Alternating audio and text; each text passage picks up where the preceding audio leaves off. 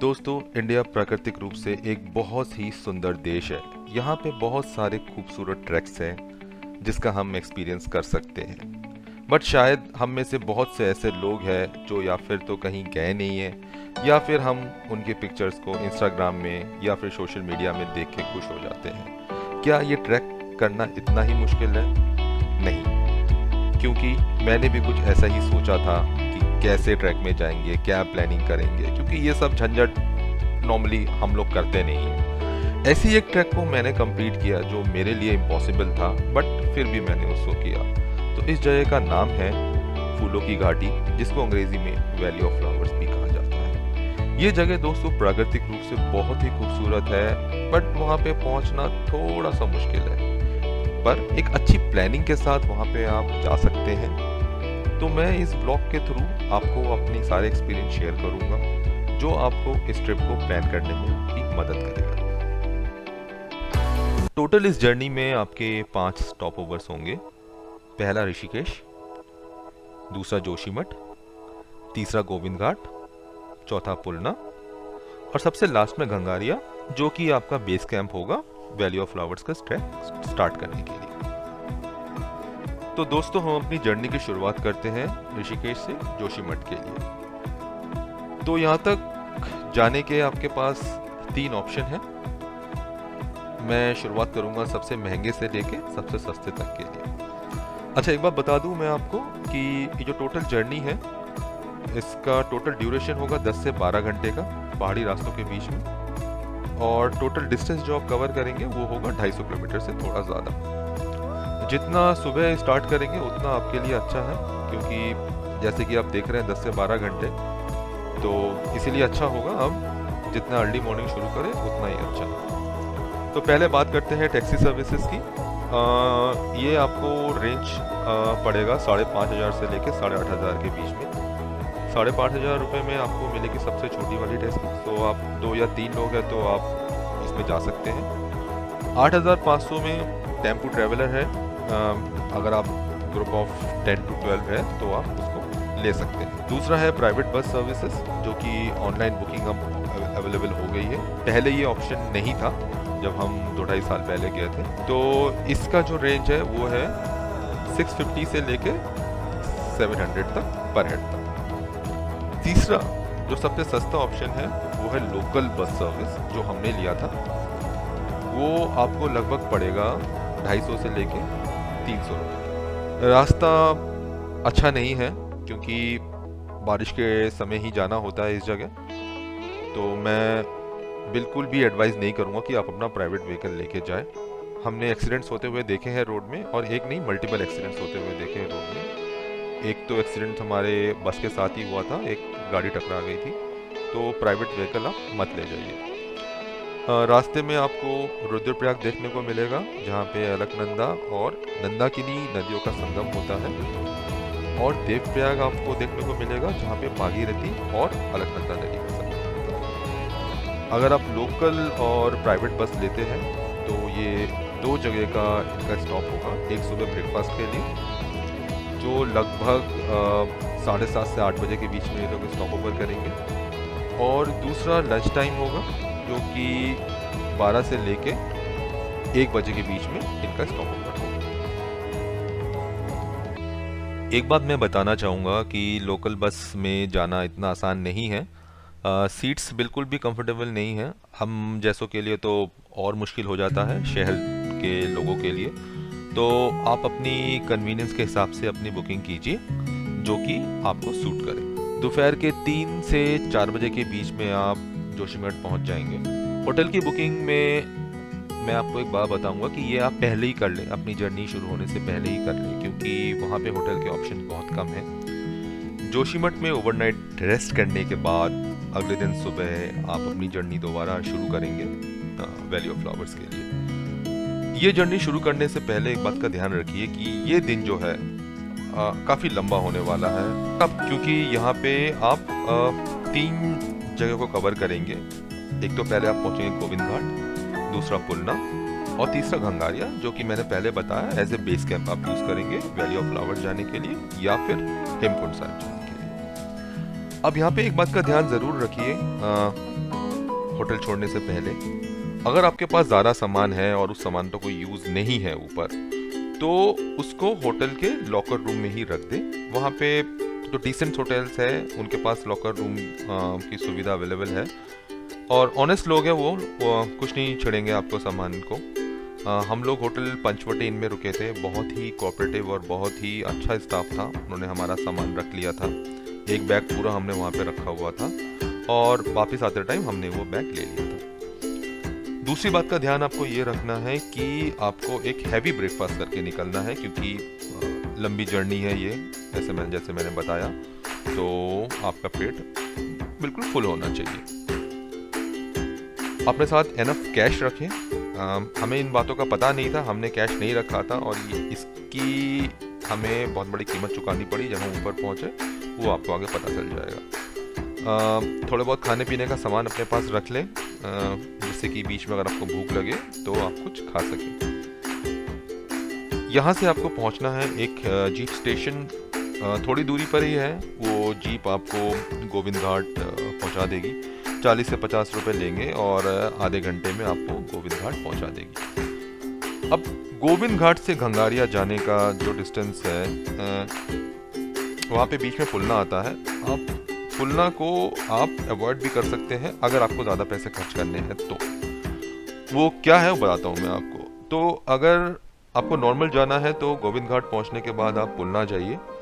पुलना जाते टाइम आपको फिर जीप लेना पड़ेगा, और जीप लेके आप पुलना पहुँच सकते हैं। गोविंद घाट में उतरते ही आपको बहुत सारे सेवादार मिलेंगे गुरुद्वारे के, जो आपका फ़ोन नंबर ले लेंगे, आपका नाम ले लेंगे और आपका एड्रेस ले लेंगे। प्लीज़ उनको ये सब डिटेल दे दीजिए, क्योंकि ये अच्छा होता है कि किसी को पता हो कि आप ऊपर जा रहे हैं वैली ऑफ फ्लावर्स या हेमकुंड साहिब, क्योंकि फिर इसके बाद आपको नेटवर्क नहीं मिलेगा। ये बहुत इंपॉर्टेंट चीज़ है, ध्यान रखिएगा। उस टाइम 2019 में जब हम गए थे तो कोई नेटवर्क नहीं था जोशीमठ के बाद। अब शायद रिलायंस से कुछ टॉवर्स लगे हैं, बट मैं कंफर्म नहीं हूँ, तो ध्यान रखिएगा इस बात का। तो गोविंद घाट से आप पुलना तक जाइए, और फिर पुलना से आपकी ट्रैकिंग शुरू होगी घंगारिया के लिए। अगर आपको ये ट्रैक नहीं करना और आपको पुलना तक भी नहीं जाना, तो वहाँ से आप डेक्कन चार्टर्स के हेलीकॉप्टर्स ले सकते हैं, पर उन हेलीकॉप्टर्स की कोई प्री बुकिंग नहीं होती। आपको वहीं जाके ऑन द स्पॉट बुकिंग करनी पड़ेगी। उसका रीज़न ये है कि पहली बात ये है कि कोई गारंटी नहीं है कि हर दिन हेलीकॉप्टर वहाँ से उड़ेगा, क्योंकि एक ही हेलीकॉप्टर है। और दूसरा ये है कि जब तक मौसम क्लियर नहीं होगा, हेलीकॉप्टर किसी भी हालत में टेक ऑफ नहीं करेगा। ये गोविंद घाट से घंगारिया ज़्यादा टाइम भी यही सीन है, और घंगारिया से वापस अगर आप गोविंद घाट के लिए हेलीकॉप्टर लेते हैं तो भी सेम सीन है। ऑन द स्पॉट बुकिंग होती है, फर्स्ट कम फर्स्ट सर्व के बेसिस पे होती है। जितने टाइम हेलीकॉप्टर उड़ेगा, अगर आपकी बुकिंग है तो आप जा पाओगे, अगर नहीं है तो नहीं जा पाओगे। और अगर मौसम ख़राब होता है, हेलीकॉप्टर उड़ नहीं पाता और आपने तभी बुकिंग की है, तो वो लोग तो पैसे वापस कर देंगे। बट हम लोगों ने उस टाइम हेलीकॉप्टर नहीं लिया, हम लोग पुलना तक जीप में गए, और पुलना से हमने घंगारिया तक हमने अपना ट्रैक शुरू किया। अब इस ट्रैक के बारे में बता दूं, ये कोई इजी ट्रैक नहीं है। रोड बिल्कुल सीधी है, बट ये अपहिल ट्रैक है। तो अपहिल ट्रैक क्या होता है आपको मैं थोड़ा सा समझाऊँ। अगर आप किसी ट्रेडमिल पे अगर आप जॉगिंग कर रहे हो तो एक नॉर्मल ट्रैक में जॉगिंग करना इजी होता है, बट अगर आप ट्रेडमिल को थोड़ा सा आप लिफ्ट कर दोगे तो ऑब्वियस सी बात है कि आपकी एनर्जी ज़्यादा कंज्यूम होगी, ज़्यादा एंडोरेंस लगेगा।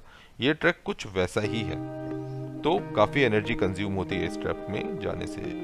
और 9 किलोमीटर का ट्रैक है, तो कोई ईजी नहीं है। तो इस बात का ज़रूर ध्यान रखें before you even start planning for this trip. अपने आप को फिज़िकली बहुत फिट रखें, रोज़ एक्सरसाइज करें, रोज़ वॉक करें, हो सकता है तो रनिंग करें, जिससे कि आप फिज़िकली काफ़ी फिट हो। तो इन चीज़ों को आप ज़रूर ध्यान रखिए before you plan to go with this track. Pulna से घंगारिया का जो ये ट्रैक है जिसकी मैं बात कर रहा हूँ, यहाँ पे बीच में बहुत सारे शॉप्स हैं छोटे मोटे। यहाँ पे आपको खाने पीने का सामान मिल जाएगा, एनर्जी ड्रिंक्स मिल जाएंगी अगर आपको चाहिए। रेट्स थोड़े ज़्यादा हैं, डबल द प्राइस MRP से ज़्यादा मिलेगा, क्योंकि ऑब्वियस है कि इतने ऊपर तक ये लोग लेके आ रहे हैं, तो इतना प्राइस तो लेंगे ही। थोड़ी थोड़ी दूर पे मतलब एक प्रॉपर डिस्टेंस पे आपको गुरुद्वारा समिति के लगाए हुए आपको मेडिकल कैंप्स मिलेंगे, क्योंकि ऐसा मैंने बताया था कि जैसे कि ये हेमकुंड साहिब के लिए भी लोग जाते हैं, तो बहुत से ओल्ड एज लोग भी जाते हैं हेमकुंड साहिब। तो उनकी ज़रूरत और बाकी लोगों की ज़रूरत के लिए भी उसने जगह जगह उन्होंने सेवादारों ने अपने मेडिकल कैंप लगा रखे हैं। गंगारिया एक बहुत छोटा सा गांव है। यहाँ पे आप एक्सपेक्ट मत कीजिएगा कि कुछ लग्जरी मिलेगा आपको। यहाँ पे बहुत छोटे छोटे होटल्स हैं जहाँ पे बहुत ही बेसिक कम्युनिटीज़ आपको मिलेंगी। बेसिक मतलब आपको सिर्फ सोने के लिए बिस्तर मिल जाएगा, दैट्स इट। आपको शायद नीचे से गर्म पानी मिल जाएगा और खाने पीने को मिल जाएगा।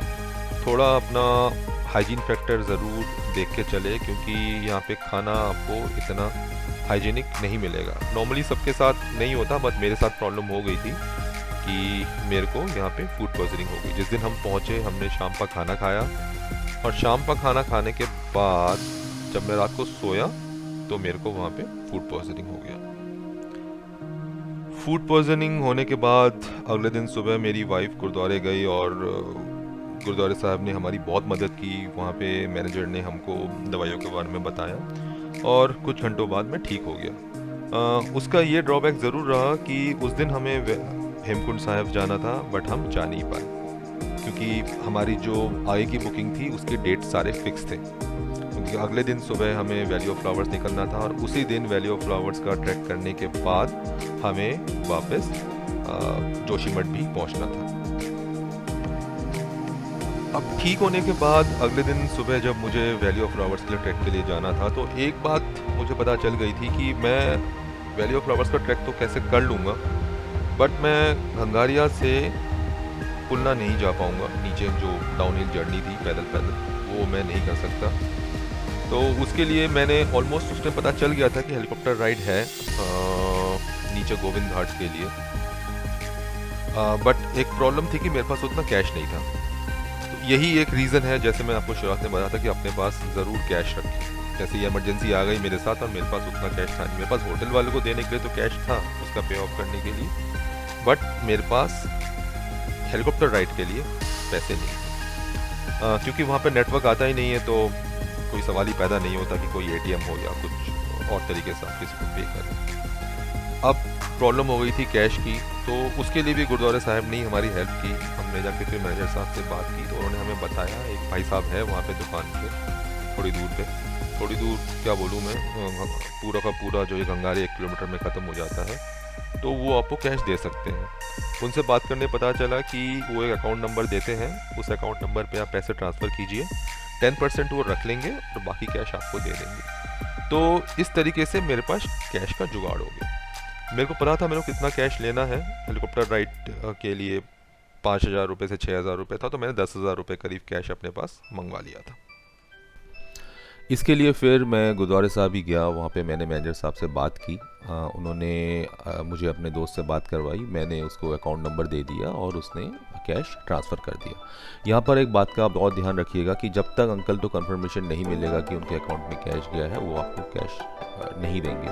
तो उनका फ़ोन मुश्किल से आधे घंटे के लिए चलता है, दोपहर को थोड़ा टाइम के लिए, रात को थोड़ा टाइम के लिए।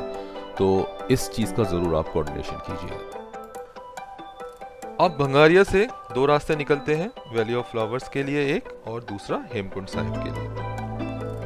वैली ऑफ फ्लावर्स के लिए जो रास्ता निकलता है वो एक छोटे से चेक पॉइंट से होते हुए निकलता है, जहाँ पे आपको टिकट लेनी पड़ेगी। आई थिंक 100-150 रुपये की टिकट है और वो लोग बोल देते हैं कि आपको 5 बजे तक वापस आना है। 7 बजे से ट्रैक शुरू होती है, 5 बजे तक वापस आना है। अगर आप वापस नहीं आते हो तो छोटी सी एक सर्च पार्टी जाएगी आपको ढूंढने के लिए। तो ये बिल्कुल भी मत सोचिएगा कि ऊपर जाके आप कैंप लगा लेंगे, वो अलाउ नहीं है ऊपर। कुछ चीज़ें का ज़रूर ध्यान रखिए। एक स्वेटर ले जाए अपने साथ, क्योंकि वहाँ पे ऊपर ठंड है।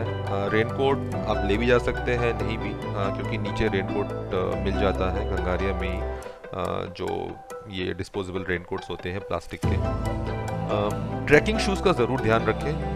स्पोर्ट्स शूज़ मत पहन के जाइए, कैनवस शूज़ मत पहन के जाइए। हमने कुछ लोगों को चप्पलों में भी देखा था, बट वो जगह जो है, वो रोड जो है जहाँ पे आपका चेक पॉइंट है वैली ऑफ फ्लावर्स का और वैली ऑफ फूलों की घाटी जहाँ से शुरू होती है, वो 4 किलोमीटर का is a very very difficult track.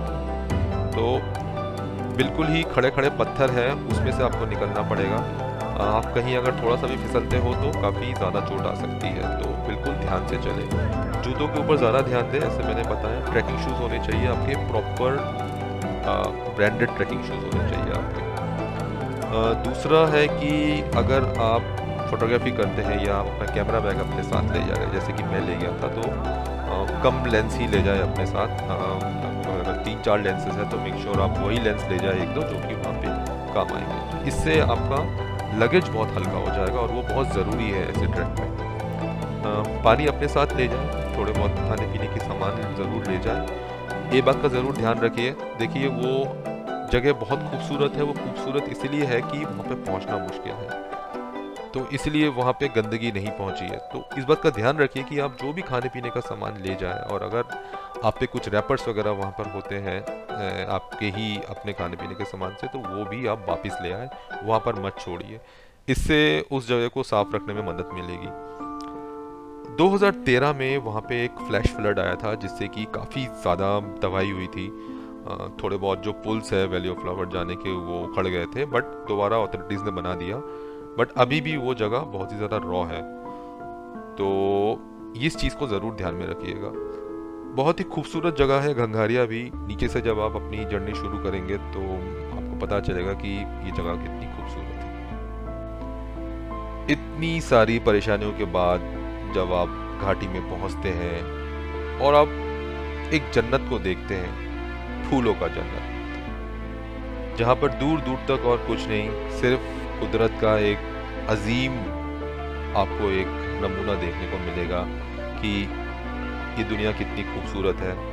तब आपकी जो ये 5-6 दिन की जो आपकी जो जर्नी है, ये सब खत्म हो जाएगी।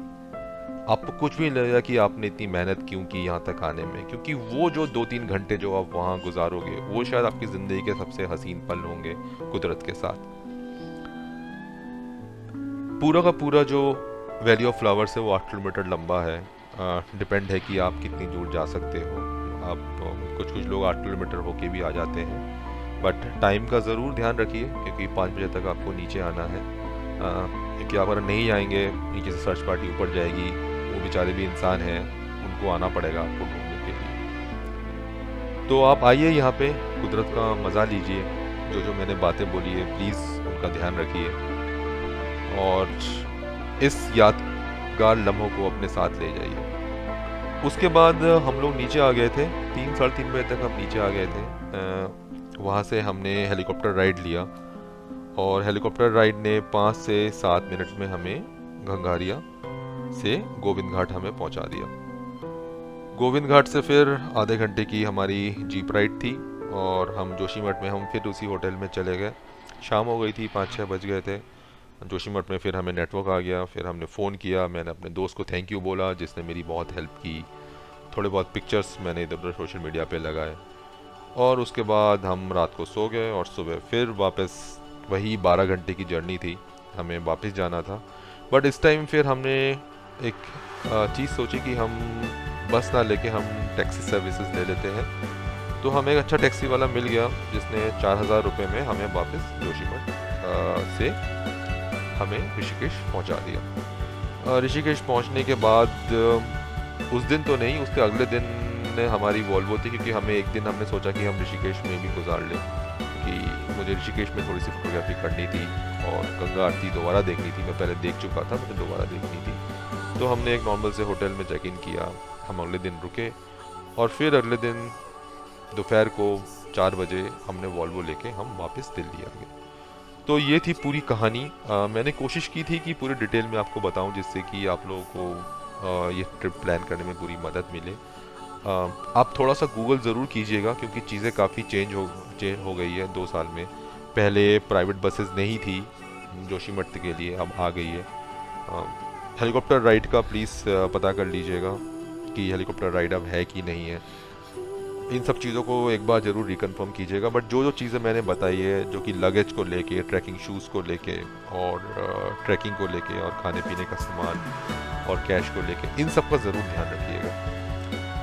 होपफुली कि मैंने आपके सारे सवालों के जवाब दे पाया। अगर फिर भी कुछ रह जाता है तो कमेंट बॉक्स में प्लीज़ लिख दीजिएगा।